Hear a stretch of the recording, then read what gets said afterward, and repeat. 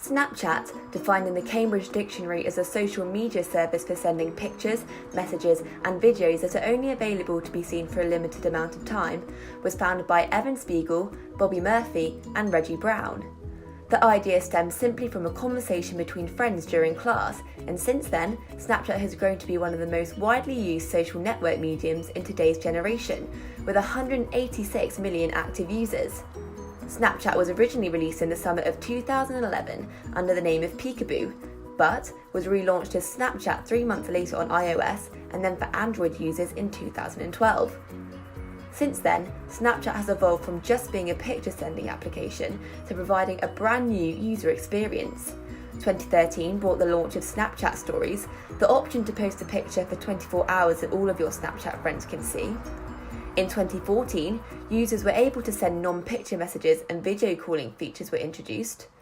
2015 brought the launch of Snapchat's own Discover feature, allowing users to watch Snapchat stories posted by celebrities, subscribe to different pages such as food porn, and view fast-paced snapshots of daily news stories from different newspapers and magazines. As well as Snap Discover, 2015 also introduced Memories, which acts as Snapchat's very own camera roll. Similarly, Snapchat stickers were introduced that are also known as Bitmojis, meaning that users could create their own virtual self. However, 2016 marked the year where Snapchat diversified themselves even more from any other social media network and brought in the feature of Snap Maps, a feature which allows users to trace other users' location on a detailed virtual map.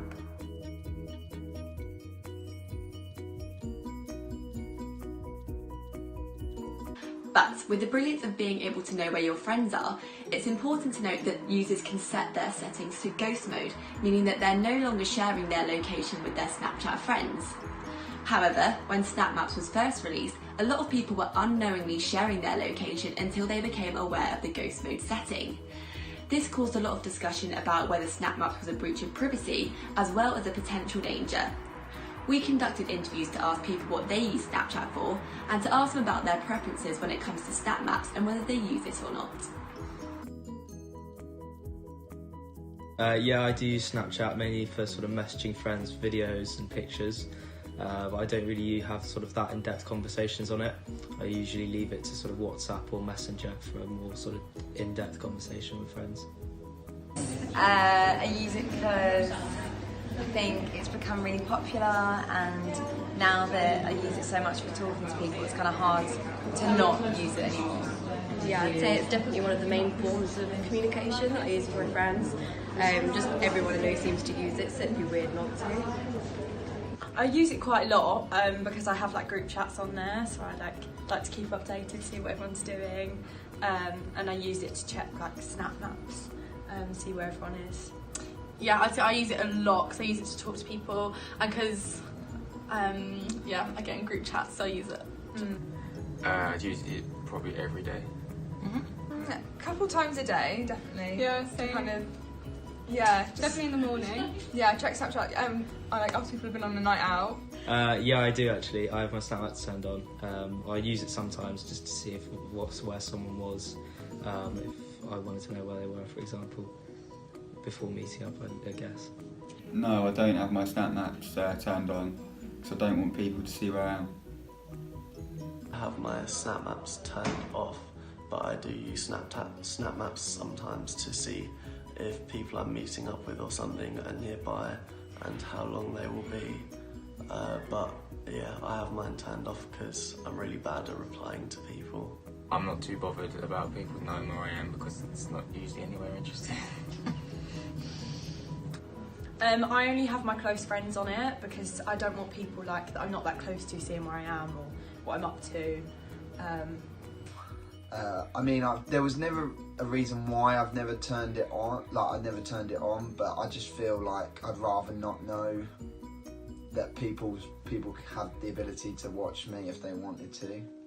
I'd say I've got mine on, but I was saying earlier, like when I went home, I turned it off just because it's nice to kind of be able to chill and not feel like you need to be constantly like updating your phone or like replying to messages straight away, because if you just want like a bit of like a break from social media.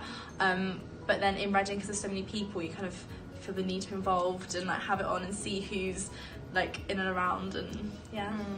In a way, yes, it does, because it depends who uses it. If I couldn't think of an example of someone sort of where I know, for example, they might be sort of stalking you, and Snap Maps is one sort of, it's quite an easy way to find out where you've been and where you possibly currently are, which could be potentially quite dangerous. I think it can be quite dangerous. It can cause some arguments. Like if you see that one of your friends has gone out with another friend, you could be like, "What? Why wasn't I invited?" So it could be a bit dangerous, a bit risque there. I think it could be dangerous because a lot of people add people on nights out and they don't really know who they are. And I think a lot of, like, I could say on the amount of people I've added on nights out that I really don't know the next morning who they are, and having my Snap Maps on would probably lead to them being able to find out where I am. And I mean, I can't imagine it being a lot of people that if you accept their Snapchat, they're probably not going to be, there's nothing bad going to happen, but possibly I think there could be some dangers to it. Definitely. I don't think it's probably not a very good idea for young children and women, to be honest. That's quite creepy actually, that especially because no one really understood it at first. It kind of, everyone had to just automatically go along with it. Yeah. I'd say it's sort of a bit of a breach in sort of privacy. I think that firstly, everyone should have been on ghost mode, because then to be sort of sharing your location is more of a choice, and not everybody got that choice. So I think it would have been better if they started off with everyone ghost mode. I think I didn't even know that everyone's location was shared. No, I didn't know about it. And I didn't know much about it at all. Like, yeah, me neither. And I think they should have probably sent out, because when you first download Snapchat, I'm pretty sure they disclose that kind of information. So if you already have it and you've already agreed to the terms before this even came about, they should probably disclose the fact that this has come about, and if you want to go ahead and download this, or if you want to enable this. I think, it should have been more like well informed, really. Yeah. When it came out. Hands. I remember when it first came out, I found it really creepy that anyone could see where I was. Other people who didn't want to appear on camera also mentioned that they felt it was unfair for Snap Maps to make everyone's location public when Snap Maps was first released. They said that they would have preferred some sort of message to let them decide as to whether they wanted their location to be public or private. For me, I personally agree with that, especially as for some, having their location public might be dangerous. So it seems what started out as a new platform for friends to connect on quickly developed into something much greater than could have ever been imagined.